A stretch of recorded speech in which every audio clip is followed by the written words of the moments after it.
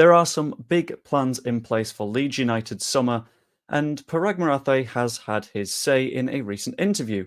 He is the most visible link we have to the 49ers, so he's very likely the most accurate source of information we can have at the moment, even if he does speak a little bit of PR sometimes. And in it, he set out some pretty big plans for the summer, not in much detail, but there's plenty that we can read into it. But first, subscribe. Cheers. It'd be much appreciated. Anyway, diving into it, I'm going to start out by looking at some player sales. And this is just sort of broadly talking player sales, not hopping into specifics. He does set out that some players will have to be sold.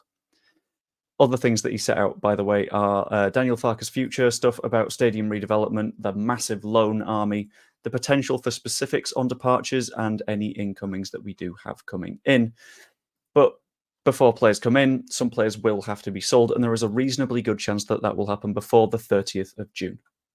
Now, this makes sense to me because that's when the football accounting year comes to an end, and if we need to pay things back before the 30th of June, we're probably going to have to sell some players before then. Although I don't see us like throwing players out the door, quite desperately looking for a sale. I think we'll be relatively okay on that front. But just to note that is something that will potentially happen. Having that money on the books means that we're definitely safe from a profit and sustainability point of view, and basically helps us to push off any potential points deductions and make sure that nothing is going to happen. We won't necessarily be forcing these moves, but getting them out the door by the 30th of June is probably preferable to £1 or £2 more million for Crescencio Somerville by holding out for a week or so. Next up, he talked a little bit about Daniel Farke, and this is a very big point of contention for many. A lot of people thought we should automatically just bounce right back up because we have an incredibly good squad. And fair enough. Admittedly, we should have got an automatic promotion, but we didn't. But that's okay. That's fine. We got more wins in the Championship than we did over 3 seasons of the Premier League anyway. Daniel Farke has the full backing of the San Francisco 49ers, and it is easy to see why. 27 wins last season, 90 points.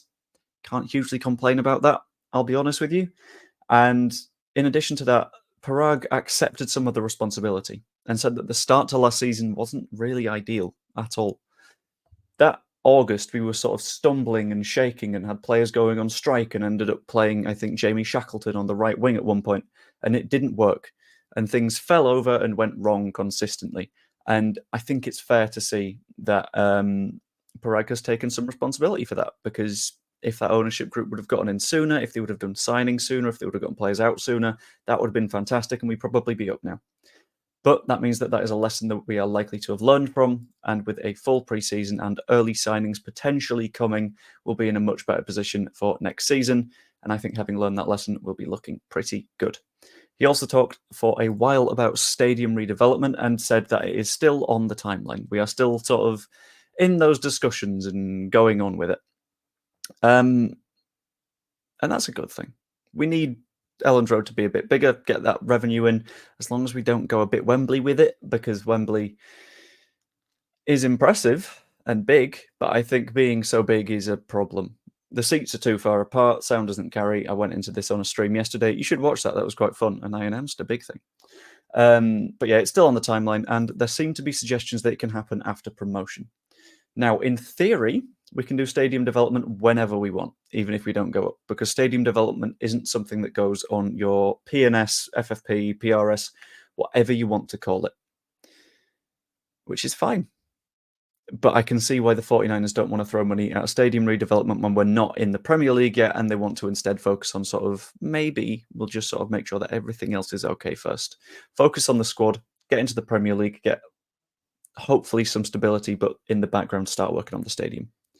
There was also discussion about the loan army, the seemingly thousands of footballers that decided to leave Elland Road last summer on a loan and didn't really do anything to help us this season, dickheads. According to Paraag, there are fewer loan agreements automatically applying, which is very good. That is the auto loan clause things that allowed players to just swan off, go to Roma, go to Gladbach, go to Union Berlin, go to Betis, without us being able to sell them and get a fee for them. And that helps. There's still a few of them, and whilst he didn't say exactly who was still under these clauses, Phil Hay had a little bit of a dive into it and discovered that Jack Harrison still has a loan clause, which means that we might lose him to Everton on loan.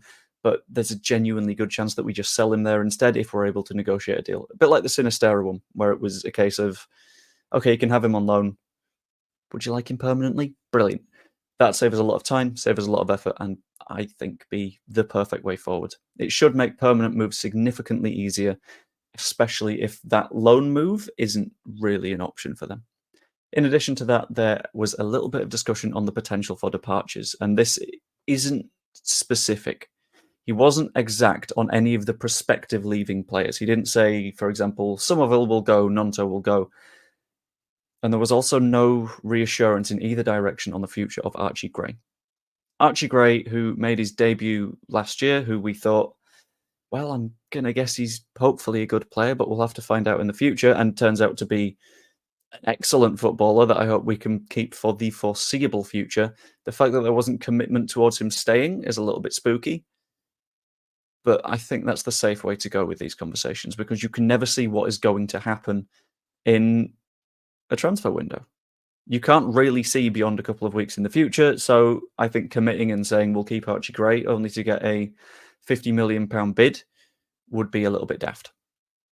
It seems to follow the general 49ers way of working in a transfer window, in that you want to keep your business close to your chest, because if you don't, then people will try and sort of get in the way of it.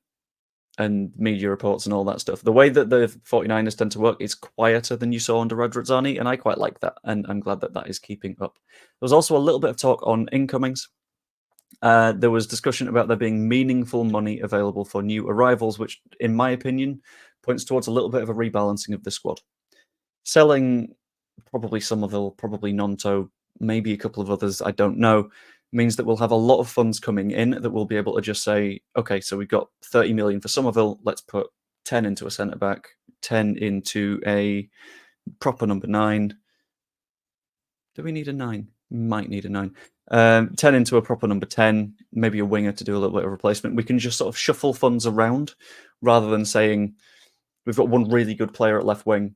Instead, we can have 4 or 5 pretty good players everywhere, which is ideal, I think.